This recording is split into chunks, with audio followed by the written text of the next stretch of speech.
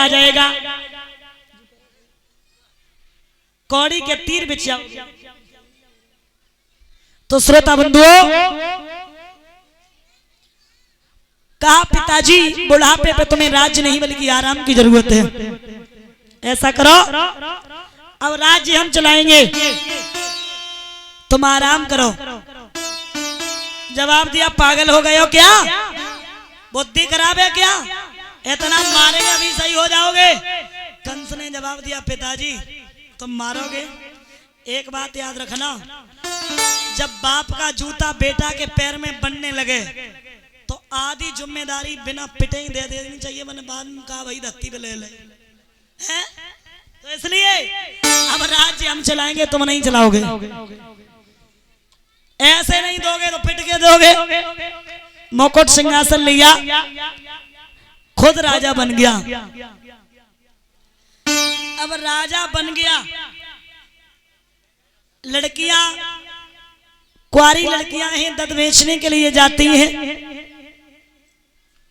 पूछता है आपकी शादी कहाँ हुई, नंदगांव में, और तुम्हारी कहाँ हुई, बरसाने में, तुम्हारी कहाँ हुई, गोकुल में। सबसे पूछते हैं,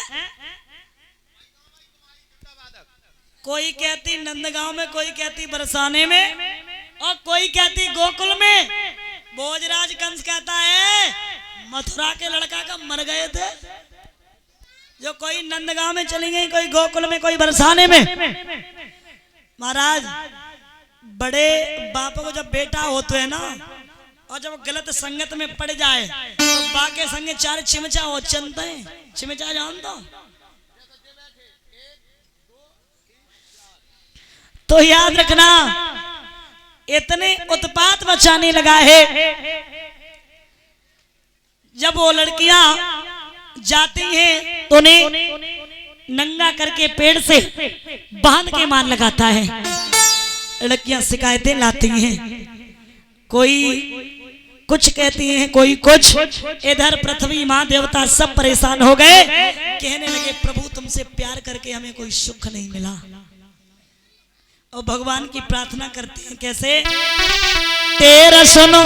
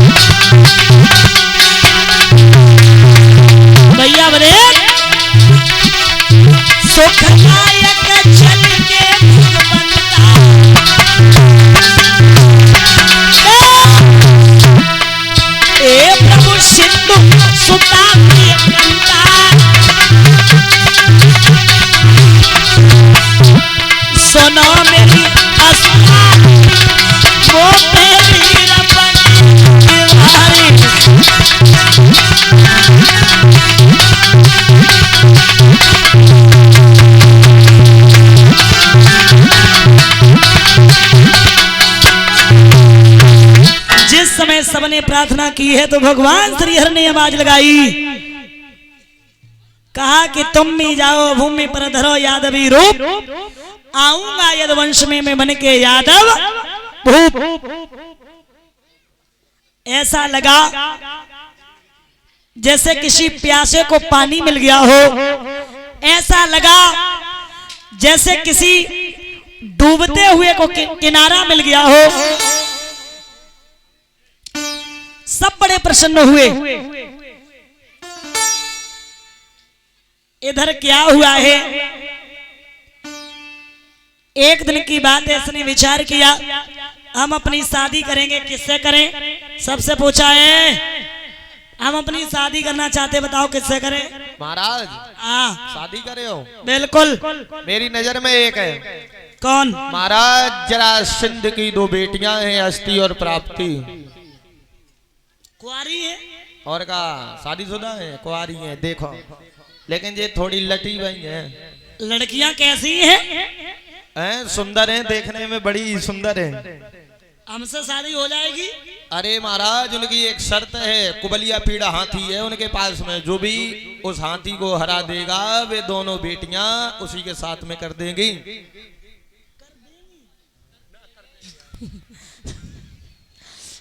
तो मेरे प्यारे श्रोता बंधो, आज शीश में भोजराज कंस पहुंच गया, जरासंध ने सम्मान के साथ बैठाला।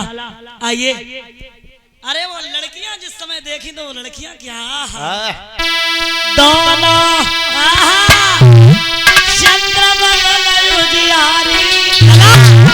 और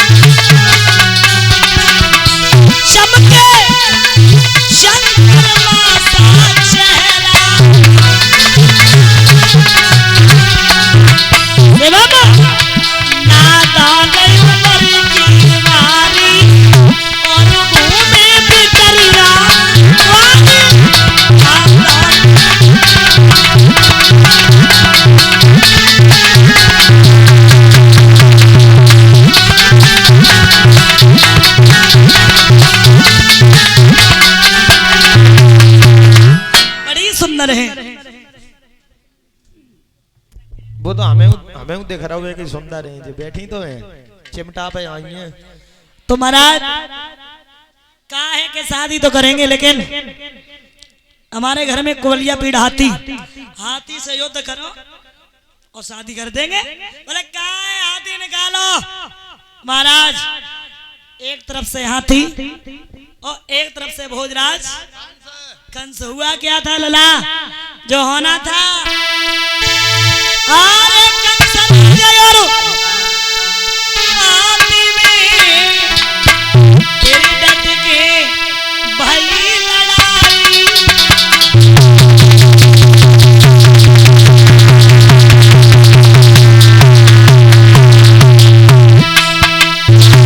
देश गई हाथी की रह गो हमारी।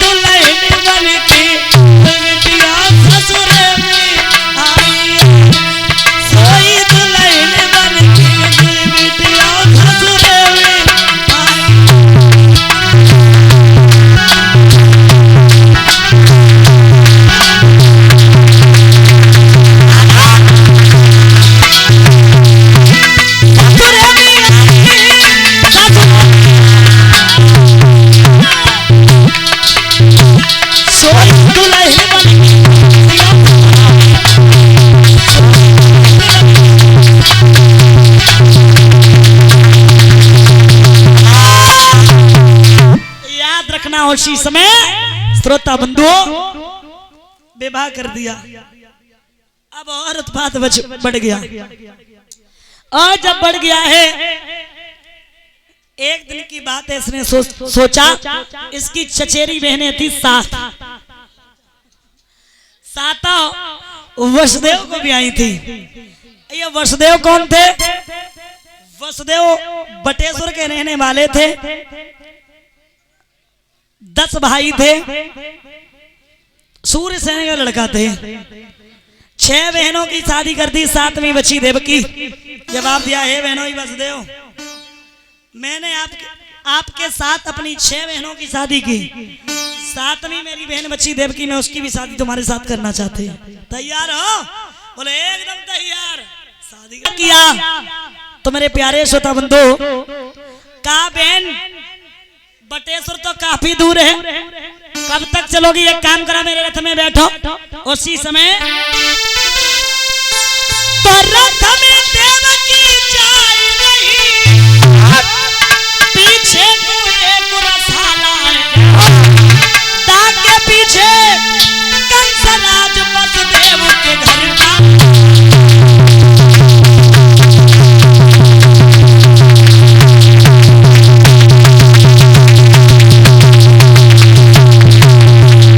आकाशवाणी होने लगी, देवता चिल्लाने लगे, क्या हुआ? क्या बोले? ओ कंस कंस मत फूल,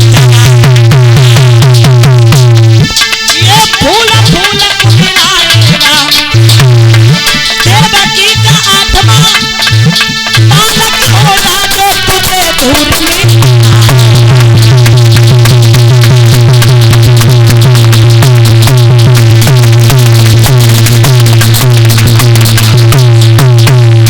उसी समय श्रोता बंधु हुआ ऐसा, एकदम से केसों को पकड़ लिया। अरे तू बहन का तो नागिन है, तुझे तो जीवित ही नहीं रखेंगे।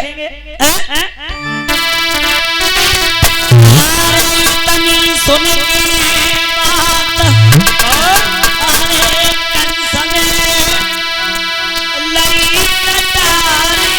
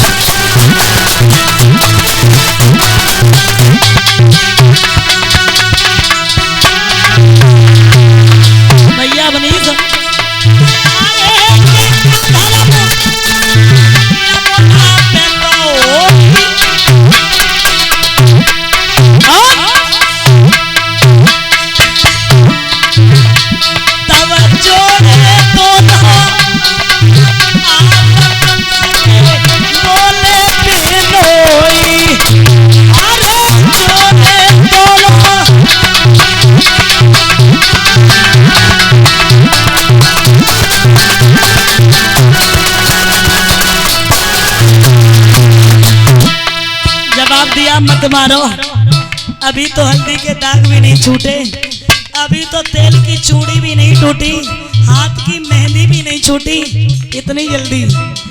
बोले बिल्कुल नहीं छोड़ेंगे, अरे हमारे काल को जन्म देगी, हम जिंदा ही रखेंगे। बोले ऐसा मत करो, ऐसा मत करो, अरे का समय ना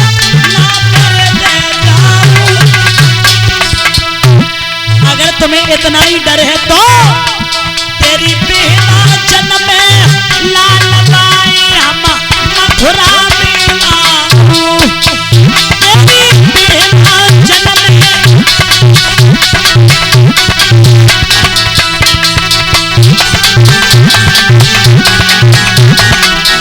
बोले बिल्कुल नहीं, जागो भैया बचुरा बनो,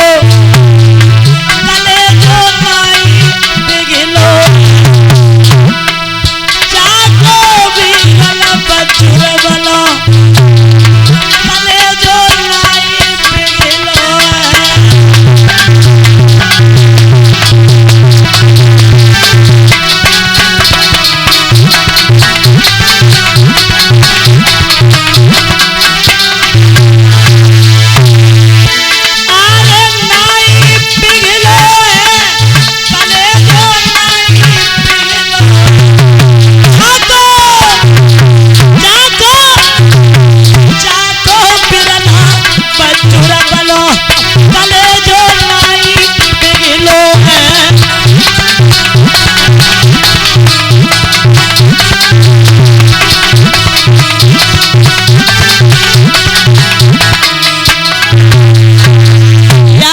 श्रोता बंधुओं जवाब दिया बिल्कुल नहीं छोड़ेंगे।